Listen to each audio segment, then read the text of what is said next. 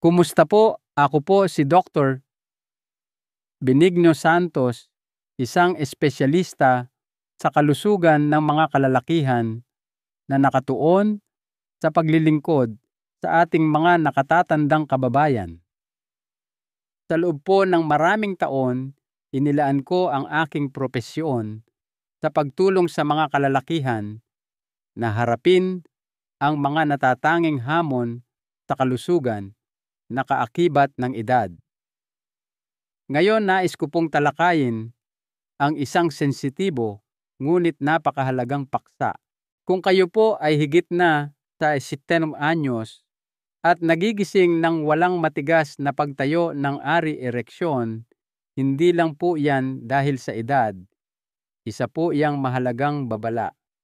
May gustong iparating ang inyong katawan. At ang pagbabalewala rito ay hindi lang po sa init ng pagmamahalan ang kapalit, kundi pati na rin ang inyong kumpiyansa, lakas, at maging ang kalusugan ng inyong puso. Ang erectile dysfunction o hirap sa pagtayo ng ari ay hindi lamang problema sa silid tulugan. Isa itong babala ng humihinang daloy ng dugo, ng hihinang mga kalamnan sa balakang pelvic muscles, at mga tahimik na pagbabago sa loob ng inyong katawan na maaaring makaapekto sa inyong pangkalahatang kalusugan. Pero ito po ang hindi madalas sabihin sa inyo, ito po ay kayang lunasan. Ako po si Dr. Ben Santos, urologist at espesyalista sa kalusugan ng kalalakihan na may higit 30 taon ng karanasan sa pagtulong sa mga nakatatandang lalaki na maibalik ang kanilang lakas sigla at ang pakiramdam ng kapangyarihan na akala nila'y tuluyan nang nawala. Nakakita na po ako ng mga lalaking nasa edad 60, 70 at kahit 80 na naibalik ang matibay at natural na pagtayo ng ari nang hindi gumagamit ng tableta, gamit ang mga simple at subok na pamamaraan na nakabase sa siyensya at angkop para sa tumatandang katawan ng lalaki. Ang tunay na problema, karamihan po ay nakatuon sa testosterone at gamot, habang ang totoong sanhi ay napapabayaan. Ngayon, ibabahagi ko sa inyo ang 4 na partikular na ehersisyo na idinisenyo upang ibalik ang daloy ng dugo, palakasin ang mga pangunahing kalamnan, at buhayin ang kakayahang sekswal sa natural na paraan. Isa po rito ay bibihirang talakayin, ngunit napaka-epektibo na maaaring ikagulat ninyo. Samahan niyo po ako. Ang pinakamagandang bahagi ay parating na. Bago po tayo magsimula, kung hindi pa kayo nakasubscribe, hinihikayat ko po kayong gawin ito at i-on ang notification bell para hindi nyo po mapalampas ang mahahalagang payo sa kalusugan na partikular na idinisenyo para sa mga lalaking higit sa 60. At kung nakita niyong nakakatulong ang nilalamang ito, pakitype po ng 1 sa comments. Kung hindi naman 0. Ang inyong feedback ay nakakatulong sa akin na lumikha ng mas mahusay at mas mahalagang impormasyon para sa inyo. Ngayon, simulan na natin ang una at pinakamahalagang hakbang, isang ehersisyo na nagtatarget sa pundasyon ng inyong kakayahang sekswal, ang mga kalamnan sa balakang o pelvic floor muscles. Ang pagpapalakas sa mga kalamnang ito ay maaaring lubos na mapabuti ang kalidad at kontrol ng ereksyon, lalo na sa mga lalaking higit sa 60. Una, pagpapagana ng kalamnan sa balakang, pelvic floor activation o Kegels para sa kalalakihan. Pelvic floor activation. Hindi ko malilimutan ang hitsura ng isang pasyente. Si Mang Tonyo, 67 anyos, bagong retirado, mahigit 40 taon ng kasal. Nakaupo siya sa harap ko, nakayuko, at sinabing, "Mahal ko pa rin po ang asawa ko, doktor, pero parang hindi ko na po maramdaman ang pagiging lalaki ko." Nagsimula siyang unti-unting mawalan ng ereksyon hanggang sa tuluyan na. Walang gamot na tumalab. Ngunit sa loob ng 8 linggo ng simpleng pang-araw-araw na gawain na ibinigay ko sa kanya, bumalik siyang nakangiti. Ang sabi niya, "Doktor, pakiramdam ko, buhay na buhay ulit ako." Ang gawaing iyon ay ang pelvic floor activation o ang kilala ng karamihan bilang Kegels. Ngunit iba po sa maaaring narinig ninyo. Ang Kegels ay hindi lang para sa kababaihan o para sa kontrol sa pag-ihi. Para sa mga kalalakihan, lalo na pagkatapos ng asinto, ito ang pinakamakapangyarihan at natural na paraan upang muling buuin ang lakas sexual. Bakit po? Dahil ang mga kalamnan sa pelvic floor ang direktang responsable sa pagkontrol ng pananatili ng dugo sa ari habang may ereksyon.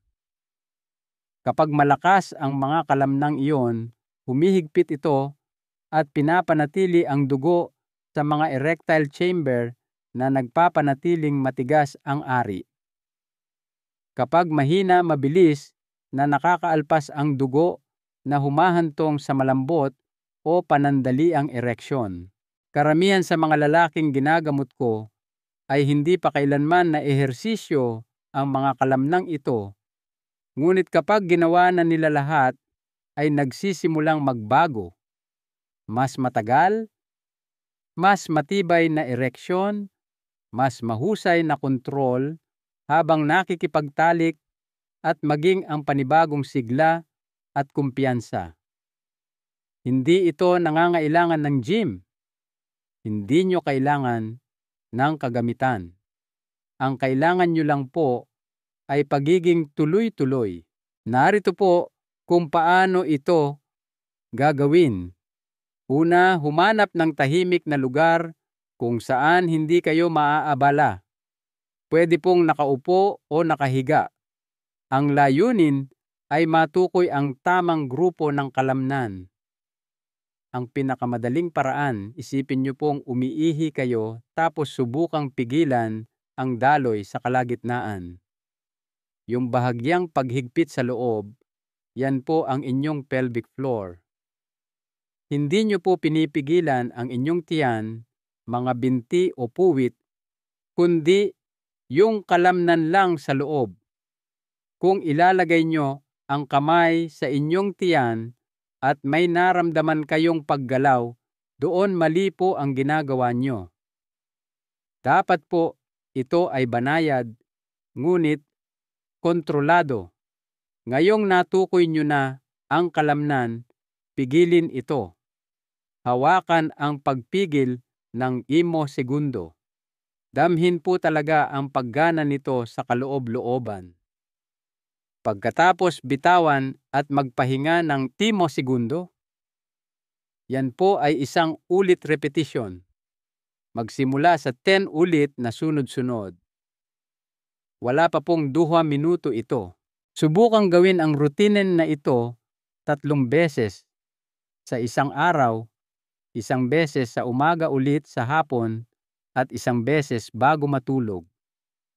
Pagkatapos ng mga 2 linggo, maaari nyo nang simulan na dagdagan ang paghawak sa 7 segundo tapos 10. Unti-unti, mabubuo ang tibay ng inyong kalamnan, tulad lang kung nag-eensayo kayo ng ibang bahagi ng inyong katawan. Pagkatapos ng 4 hanggang 6 na linggo, maraming lalaki ang nagsisimulang makapansin ng mas matitigas na ereksyon, mas matagal na performance, at sa ilang kaso, mas malalakas na orgasmo. Ito po ay simpleng gawi, ngunit ang epekto nito sa inyong kalusugang sexual ay maaaring malalim. At kapag ginagawa ng regular, nagiging isang bagay itong nagbibigay kapangyarihan. Hindi lang kayo umaasa na gagana ang inyong katawan, kinokontrol niyo ito. Yan po ang isang bagay na hindi maibibigay ng anumang tableta. Ngayon, kung ang unang ehersisyong ito ay gumagana ng mahusay sa pamamagitan ng pag-target sa mga kalamnan sa kaibuturan ng inyong katawan, isipin niyo po kung ano ang mangyayari kapag pinasigla natin ang mismong sistema ng daloy ng dugo na nagpapakain sa mga ereksyon na iyon. Sa susunod na pamamaraan, ipapakilala ko ang isang kagamitan na ginagamit sa mga ospital pagkatapos ng operasyon sa prostate, ngunit maaari ring gamitin sa bahay upang maibalik ang malakas at natural na daloy ng dugo. At kapag naunawaan nyo kung paano ito gumagana, baka ito na ang maging paborito nyong bagong gawi. Pangalawa, paghinga. Gamit ang diaphragmatic breathing. Diaphragmatic breathing kasama ang pelvic floor mobilization. May isang kwento po akong madalas isipin kapag kinakausap ko ang aking mga pasyente tungkol sa paghinga. Isang lalaki, si Lolo Carding, nasa mga unang taon ng kanyang 70s ang pumunta sa akin. Malusog, aktibo, nagtatrabaho pa rin ng part-time, ngunit labis na bigo. Hindi po ako makapag-relax, sabi niya. Kahit gusto kong makipagtalik, hindi ko lang makuha ang tamang pakiramdam. Ang isip ko po ay ligalig at ang katawan ko ay hindi tumutugon. Ang inilalarawan niya ay hindi lamang mental, pisikal din po. Ang matagalang tensyon, mababaw na paghinga at banayad na pagkabalisa ay nagsasara sa mismong sistema na responsable para sa erection, ang kanyang parasympathetic nervous system. At ang pinakanakatulong sa kanya ay hindi gamot.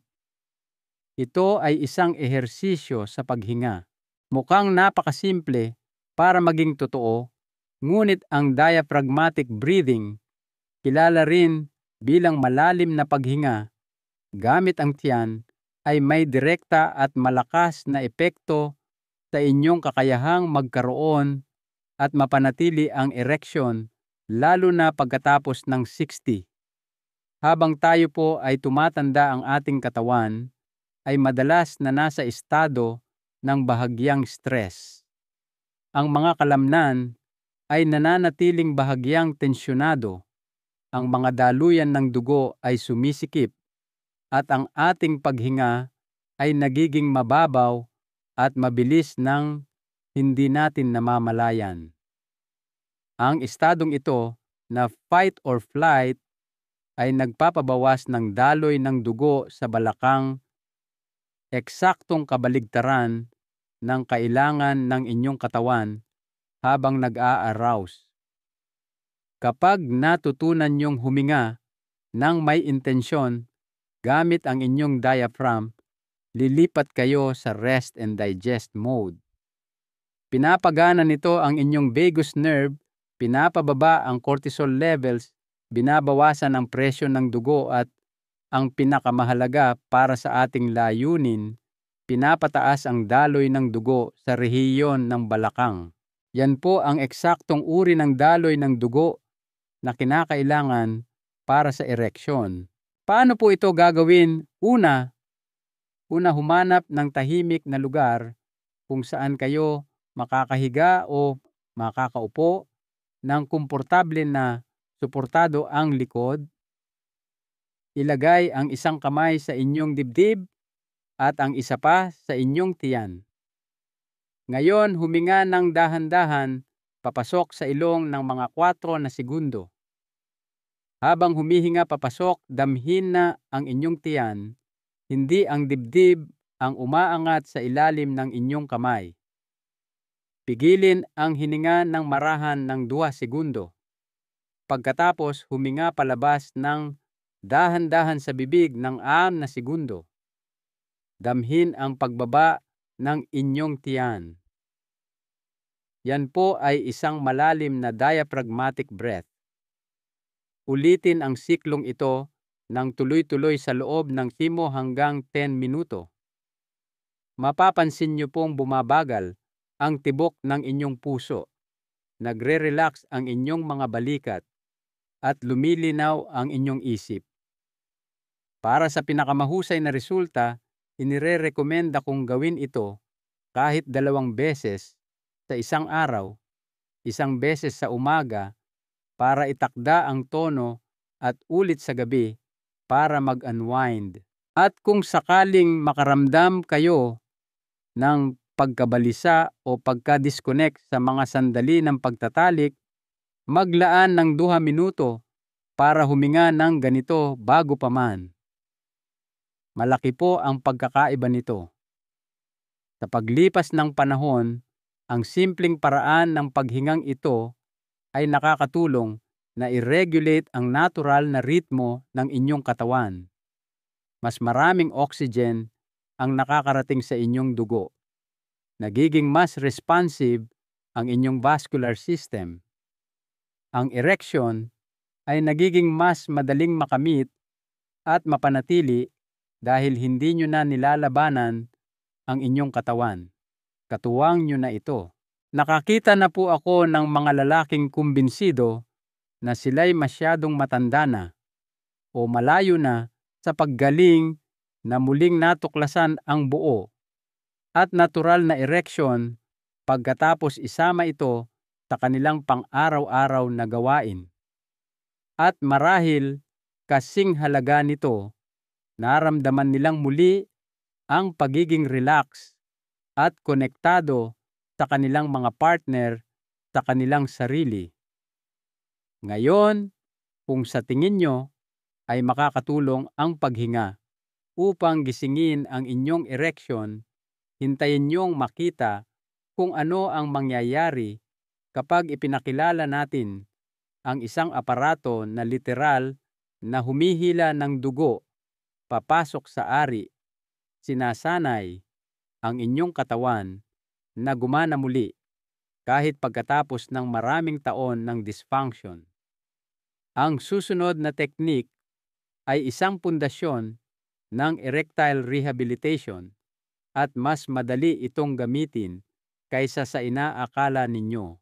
Pangatlo, penile vacuum pump therapy. Penile vacuum pump therapy. Pag-iedukang muli sa daloy ng dugo. Naaalala ko pa po noong unang beses kong ipakilala ang vacuum pump sa isang pasyente, si Mang Cesar, na nasa kalagitnaan ng kanyang 60s. Nag-aalinlangan siya, marahil medyo nahihiya pa. Ano po ang gagawin ko rito, Doc? Tanong niya, medyo natatawa, medyo hindi komportable. Ngunit ramdam ko ang mas malalim niyang pagkadismaya. Nasubukan na niya ang mga tableta. Naghintay siya, sinisi niya ang sarili pero walang kuwair, walang gumana. 2 buwan makalipas, ang mismong lalaking iyon ay pumasok sa aking opisina na may kumpiyansang hindi ko pa nakita dati.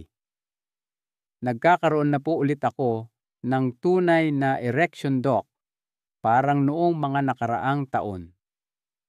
Yan po ang kapangyarihan ng vacuum pump therapy. At kapag naunawaan nyo kung paano ito gumagana, makikita nyo ito hindi bilang isang gimmick, kundi bilang isang kasangkapan para sanayin muli ang inyong katawan na gumana sa paraang dapat talaga.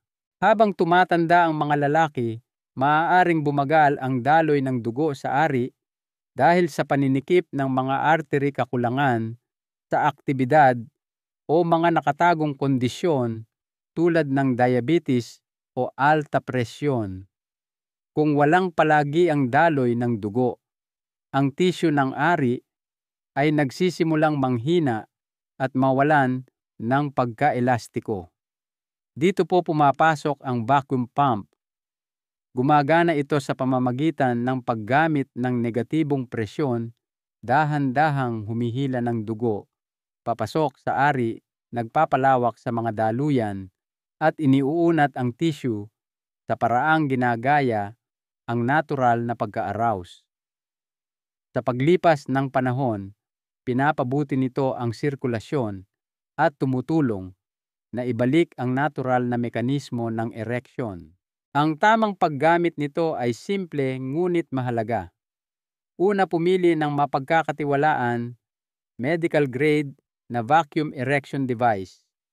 Maaari itong mano-mano o de baterya.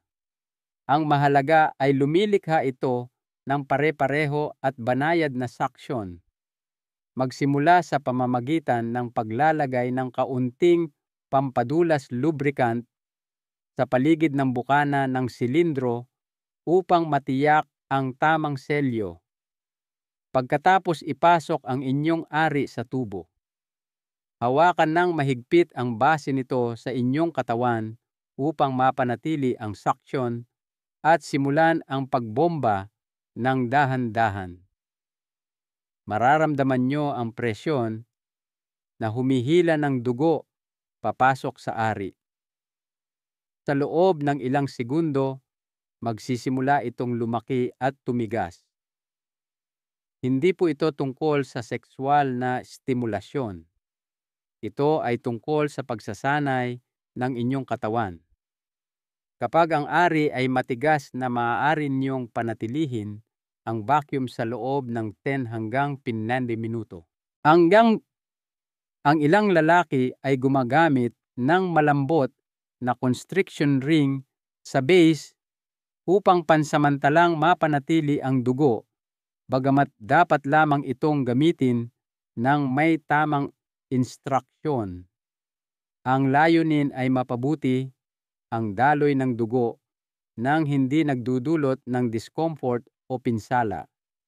Magsimula sa paggawa ng rutine na ito 3 beses bawat linggo. Ang ilang lalaki ay kalaunang dinadagdagan ito sa araw-araw na paggamit, ngunit palaging may gabay at hindi hihigit sa 30 minuto bawat sesyon. Ang mas marami ay hindi mas mabuti. Ang pagiging tuloy-tuloy ang mahalaga. Ang susunod na mangyayari ang pinakamahalaga. Sa loob ng ilang linggo, iniuulat ng mga lalaki ang mas matitigas na morning erection, mas mahusay na tugon habang nakikipagtalik at maging ang mas matinding pakiramdam sa ari. Para itong ginigising ang isang bahagi ng katawan na natutulog. At hindi tulad ng gamot, sinusuportahan ng paraang ito ang natural na proseso ng erection, hindi lang isang pansamantalang lunas. Ang therapy na ito ay lalong epektibo kapag isinasabay sa unang 2 ehersisyo. Pinapalakas nyo ang mga kalamnan, pinapakalma ang nervous system at ngayon ay ibinabalik ang daloy ng dugo sa mga ugat. Lahat ng pangunahing sistema ay nagtutulungan. Para sa marami sa aking mga pasyente, ang kombinasyong ito ang sa wakas ay nagdudulot ng resulta pagkatapos ng maraming taon ng pakikibaka. Ngunit hindi pa po tayo tapos. May isa pa pong teknik na bihirang pag-usapan madalas na hindi nauunawaan, ngunit suportado ng siyensya, hindi lamang para sa mas matitibay na ereksyon, kundi pati na rin sa aktwal na pagpapabuti sa haba at kalusugan ng tissue.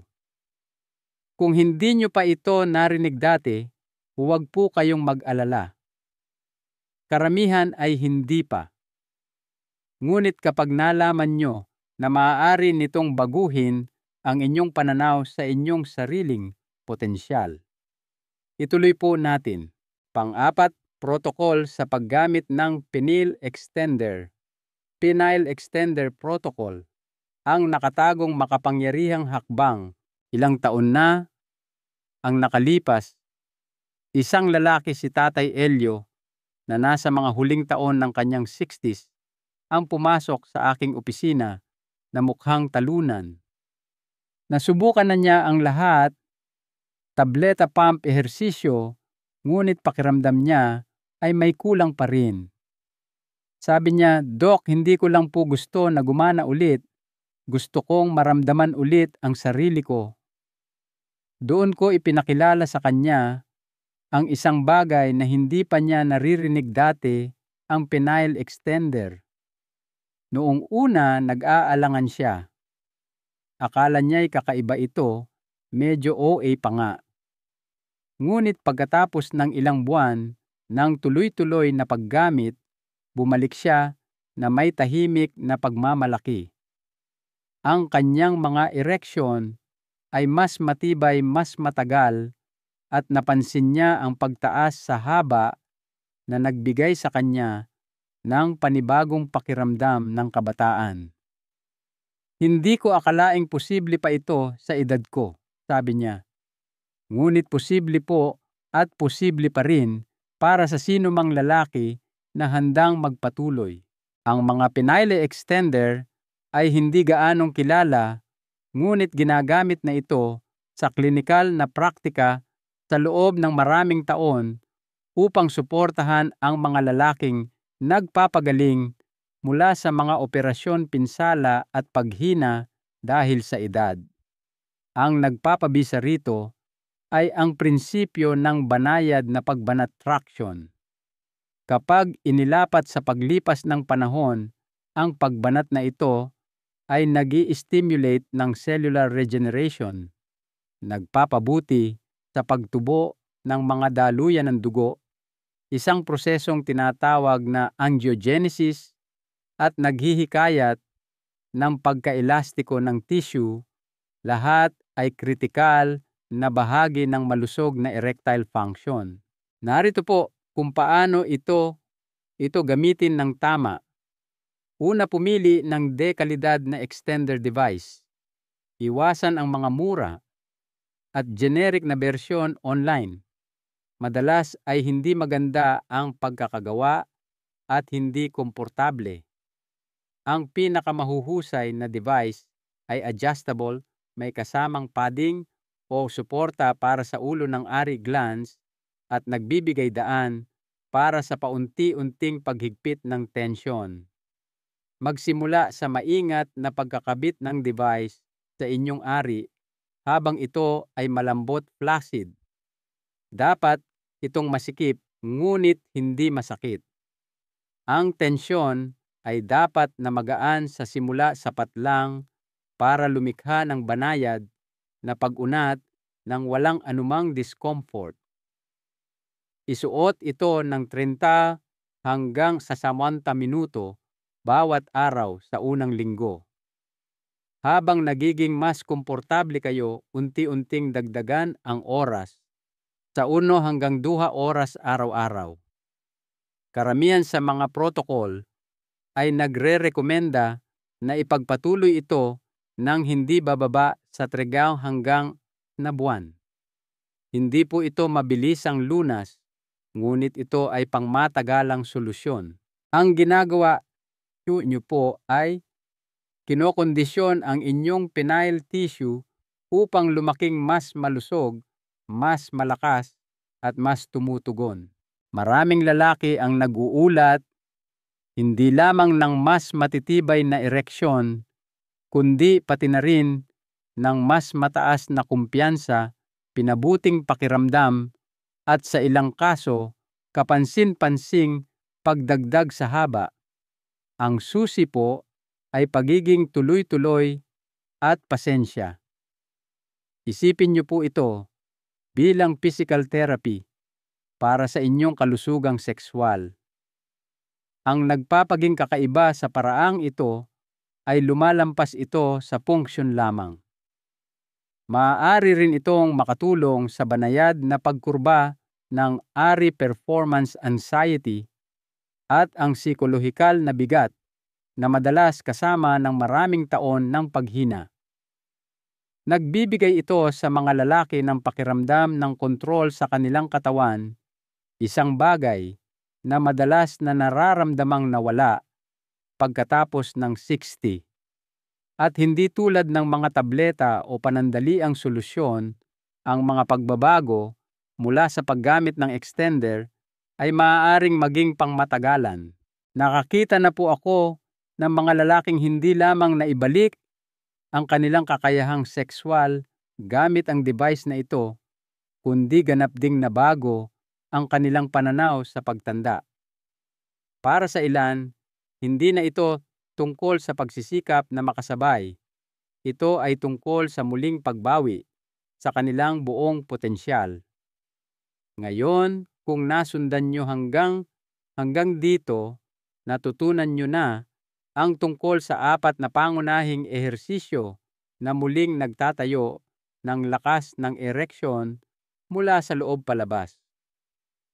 Ngunit huwag po muna kayong umalis dahil sa huling bahagi, ibabahagi ko kung paano pagsasama-samahin ang lahat sa isang madaling sundan na plano kasama pa ang isang nakakagulat na 7 segundong pang-araw-araw na gawi na maaaring magpabilis sa inyong mga resulta ng higit sa anumang nakita ko. Tapusin po natin ito ng matatag. Bilang isang urologist na nakipagtrabaho sa mga kalalakihan sa loob ng mahigit 3 dekada, natutunan ko po na ang pinakamakapangyarihang pagbabago ay hindi palaging nangyayari sa klinika o sa pamamagitan ng reseta. Nangyayari ito kapag ang isang lalaki ay nagpasya na pangalagaan ang kanyang kalusugan tahimik tuloy-tuloy araw-araw. At kung binabasa nyo pa rin ito, naniniwala po ako na eksakto kayong nasa puntong iyan ngayon. Natalakay natin ang 4 na ehersisyo na kapag regular na isinasagawa ay maaaring baguhin ang lahat tungkol sa kung paano nyo nararanasan ang pagtatalik koneksyon at kumpiyansa. Ang una, ang pelvic floor activation, ay tungkol sa pagbuo ng lakas mula sa ugat.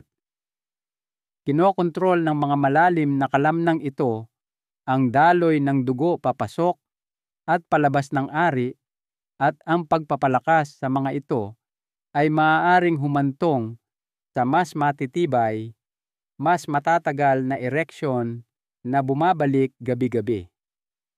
Ang pangalawa, ang diaphragmatic breathing, ay tungkol sa pag-reset sa natural na arousal system ng inyong katawan.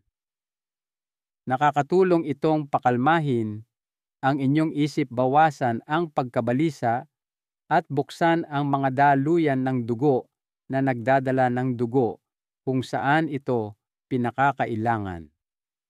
Ang pangatlo, ang vacuum pump therapy, ay isang mekanikal na paraan upang muling gisingin ang natutulog na erectile tissue, pinapabuti ang sirkulasyon at oxygenation sa paraang hindi kayang tumbasan ng anumang tableta.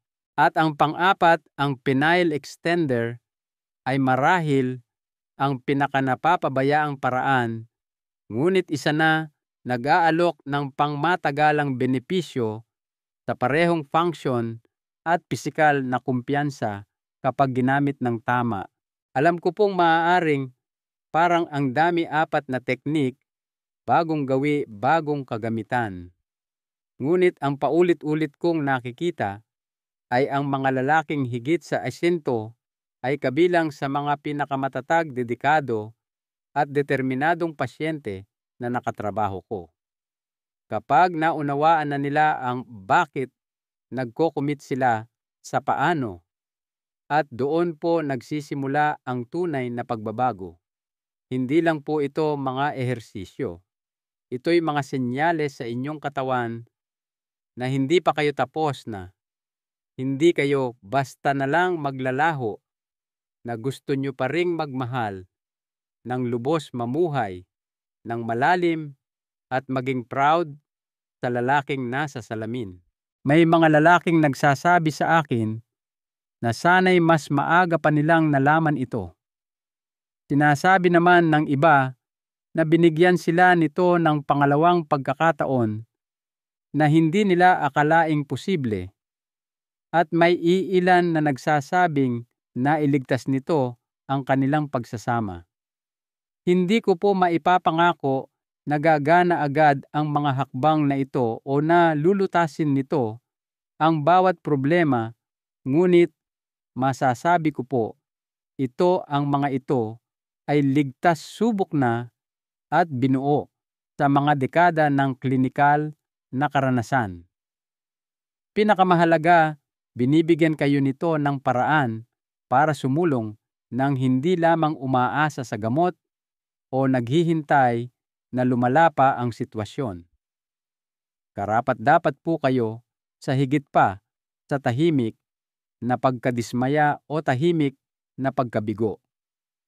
Karapat-dapat kayo sa lakas kalinawan at kalayaan na i-enjoy ang kabanatang ito ng buhay nang walang kahihiyan o limitasyon.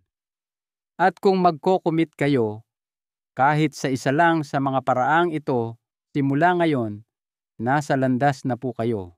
Salamat po sa pagtitiwala ninyo sa akin, si Dr. Benigno Santos, upang gabayan kayo rito.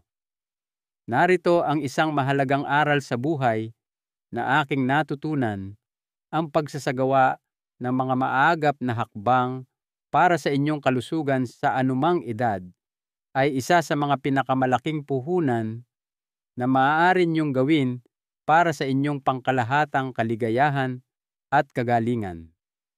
Hindi lamang ito tungkol sa pagdaragdag ng taon sa inyong buhay, kundi buhay sa inyong mga taon.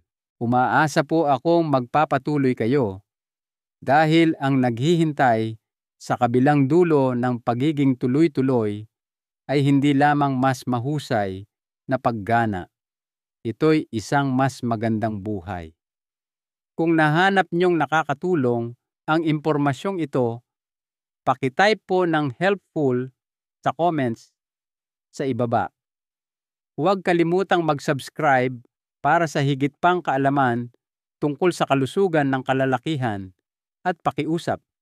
Ibahagi ang video na ito sa mga kaibigan o kamag-anak na maaaring makinabang sa kaalamang ito.